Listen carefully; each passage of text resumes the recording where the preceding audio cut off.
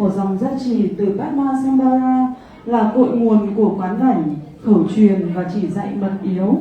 Vì lợi lạc vô lượng hữu tình, vì giáo pháp trường tồn giữa thế gian, chúng con đồng phát nguyện bậc thầy tôn quý thân kim cương an trụ lâu dài, để ánh sáng, trí tuệ không bao giờ gián đoạn. Giờ đây chúng con nhất tâm dâng lời cầu nguyện trường thọ lên đạo sư. 我们所知在金刚城的修法是需要皈依上师为三宝所以我们现在想上师供养那个机制愿所愿。